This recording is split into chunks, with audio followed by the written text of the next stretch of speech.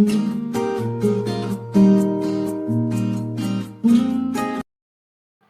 friends, welcome to our channel Thirumathi Dhanakumar. இன்னைக்கு நம்ம சேனல்ல என்ன ரெசிபி பண்ண போறோம்னா ஒரு டிஃபரண்டான சைட் டிஷ் தான் பண்ண போறோம். சோயா கோலா உருண்டை.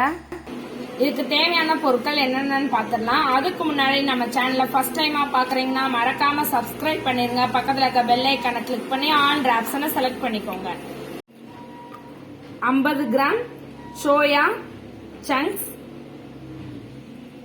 3 ஸ்பூன் பொரிகடலை, பெரிய வெங்காயம் 1 பொடி பொடியா நறுக்குனது, பச்சை மிளகா 3, இஞ்சி பூண்டு பேஸ்ட் 1.5 ஸ்பூன், கொத்தமல்லி தழை கொஞ்சம், தேங்காய் சில் 1, சோம்பு 1 ஸ்பூன், கரம் மசாலா 1/2 ஸ்பூன், மஞ்சத்தூள் 1/4 ஸ்பூன்.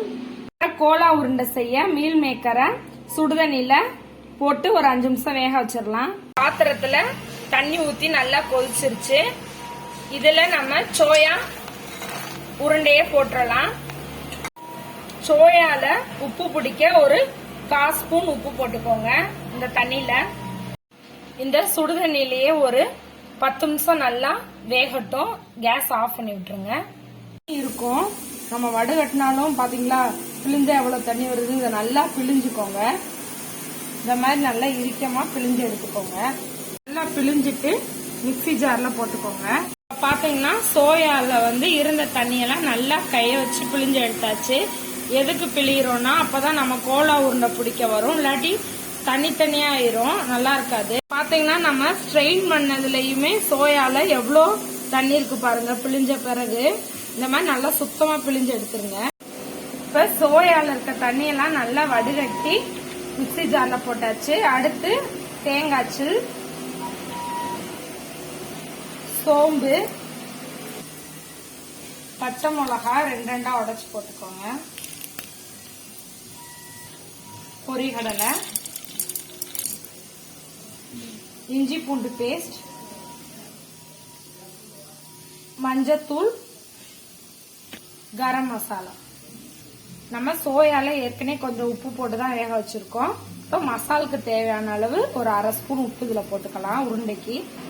இதை நான் அரைச்சிட்டு வந்துடுறேன். இப்போ பாத்தீங்கன்னா நம்ம சோயா கோலா உருண்டைக்கு தேவையான மசால் ரெடி ஆயிடுச்சு. இதை ஒரு பவுல்ல மாத்திக்கலாம். இப்ப நம்ம அரைச்சு வச்சிருக்க மசால்ல நறுக்கி வச்சிருக்க பெரிய வெங்காயம் போட்டாச்சு. கொஞ்சம் கொத்தமல்லி தழை போட்டுக்கோங்க. இதை நல்லா ஈவனா பிசைஞ்சுக்கோங்க. கொஞ்சம் கொஞ்சமா எடுத்து சின்ன சின்ன உருண்டையா பிடிச்சு வச்சிடலாம். கோலா உருண்டைக்கு இந்த சைஸ் அளவுல உருட்டிக்கோங்க. கோலா உருண்டைக்கு சின்ன சின்ன உருண்டையா உருட்டி எடுத்துக்கோங்க. இப்ப கோலா உருண்டை பொரிக்க தேவையான அளவு எண்ணெய் ஊத்திருக்கேன். எண்ணெய் நல்லா சூடாயிருச்சு. இப்ப நம்ம ஒரு கோலா உருண்டையா பொறுமையா போட்டு எடுத்துக்கலாம்.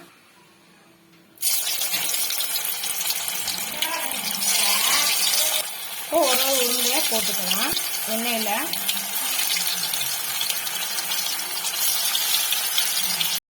இப்ப பாத்தீங்கன்னா நம்ம கோலா உருண்டை நல்லா கலர் மாறிக்கிட்டு இருக்கு. 2 பக்கமும் மாத்தி மாத்தி உடையாத மாதிரி பரட்டி போட்டுக்கோங்க. சோயா கோலா உருண்டை நல்லா கலர் மாறிடுச்சு. இது பாத்தீங்கன்னா நம்ம மட்டன் கீமா கோலா உருண்டை டேஸ்ட் மாதிரியே தான் இருக்கும். ஒரு வெஜ் ரெசிபியே நான்வெஜ் டேஸ்ட்ல சாப்பிடலாம். இதை கண்டிப்பா ட்ரை பண்ணி பாருங்க, சூப்பரா இருக்கும். இப்ப நம்ம சுவையான சோயா கோலா உருண்டை ரெடி ஆயிருச்சு. வாங்க சாப்பிடலாம். இந்த வீடியோ பிடிச்சிருந்தா லைக் பண்ணுங்க, ஷேர் பண்ணுங்க, கமெண்ட் பண்ணுங்க. மறக்காம நம்ம சேனலை சப்ஸ்கிரைப் பண்ணிருங்க. பக்கத்துல இருக்க பெல் ஐக்கானை கிளிக் பண்ணி ஆல் ஆப்ஷனை செலக்ட் பண்ணிக்கோங்க. தேங்க்ஸ் ஃபார் வாட்சிங்.